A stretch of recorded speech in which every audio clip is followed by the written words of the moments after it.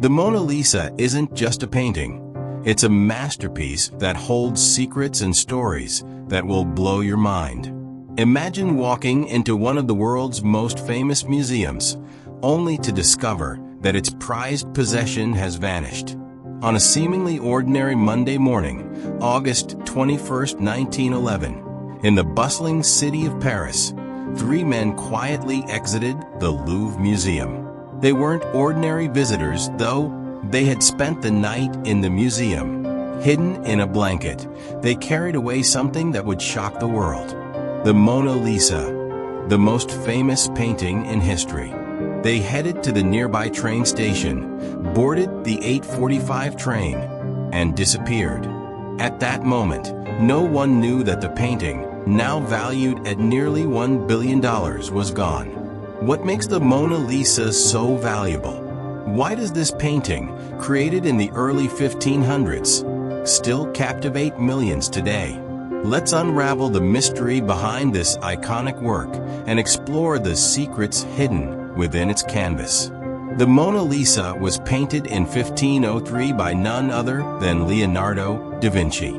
But who was Leonardo? To say he was a mere painter would be an understatement. He was a true Renaissance man, an artist, engineer, scientist, sculptor, architect, and thinker.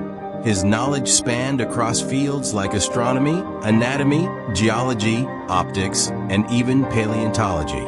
Leonardo da Vinci wasn't just a painter. He was a man of many talents, and the Mona Lisa was his masterpiece. But who is the woman in this famous painting? For centuries, people have speculated about her identity. The first major clue came from an Italian artist, Giorgio Vasari, who wrote Da Vinci's biography in 1550. He revealed that the woman in the painting was Lisa Gherardini, the wife of a wealthy silk merchant named Francesco Giocondo. According to Vasari, Francesco commissioned the portrait of his wife, which is why the painting is sometimes referred to as La Gioconda. The name we all know today, Mona Lisa, has its roots in the Italian word Madonna, meaning my lady or madam. Over time, Madonna Lisa became Mona Lisa, and when translated into English, an N was dropped, leaving us with Mona Lisa. The painting's other name, La Gioconda, refers to Lisa's married name, Giocondo, which also means light-hearted or joyful, a fitting name for a woman famous for her mysterious smile. However, for years, people weren't satisfied with this explanation. Theories swirled about the woman's true identity. Some believed she was Da Vinci's mother. Others thought she might be a noblewoman or even a royal figure. Perhaps the most intriguing theory was that the Mona Lisa wasn't a woman at all, but a disguised self-portrait of Leonardo da Vinci. In 1987, artist Lillian Schwartz even used digital tools to compare da Vinci's features with the Mona Lisa's, claiming they looked strikingly similar.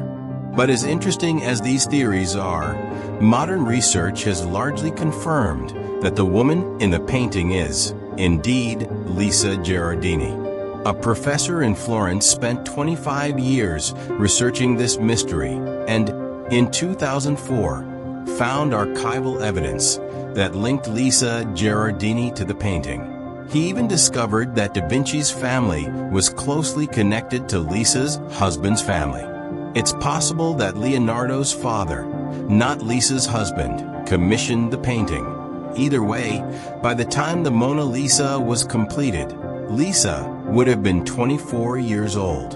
The painting could have marked a celebration of two key life events, either the purchase of a new home in 1503 or the birth of Lisa's second son.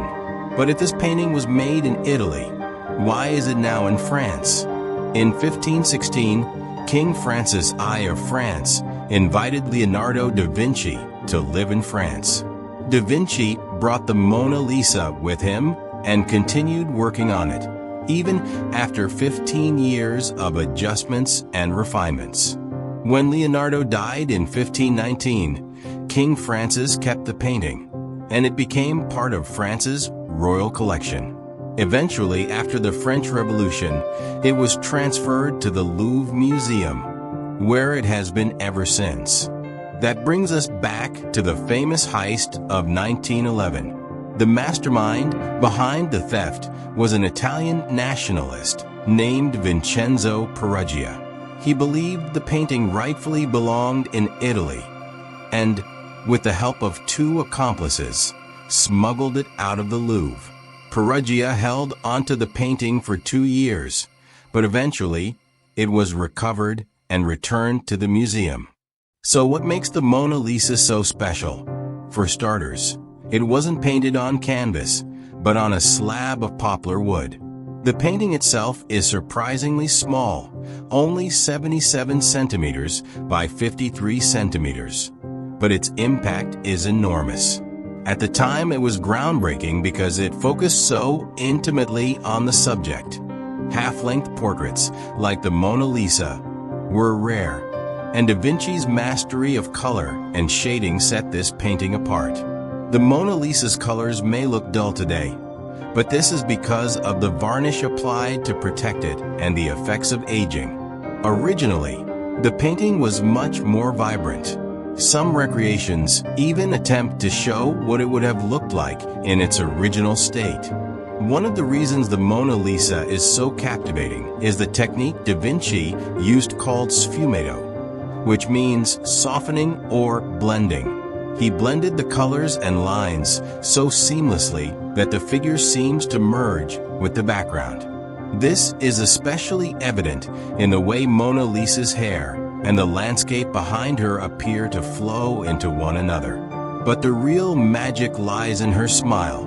Da Vinci spent countless hours perfecting it, dissecting human anatomy to understand the muscles involved in facial expressions. The result? A smile that changes depending on where you focus. Look directly at her lips, and the smile seems to fade. Look at her eyes, and the smile reappears. It's an optical illusion that continues to intrigue art lovers and scientists alike. Leonardo even studied how light interacts with the human eye, noting that the center of our vision picks up fine details, while our peripheral vision detects shadows and shapes. He used this knowledge to create a smile that seems to change when viewed from different angles. But here's a little-known fact. There isn't just one Mona Lisa. Around the same time Da Vinci was working on his masterpiece, another version of the painting was created. In 1504, artist Raphael made a sketch of the Mona Lisa, suggesting that a second version might have existed. Could there be another Mona Lisa out there? It's a mystery that continues to fascinate art historians. With that said, thanks for watching, and until next time.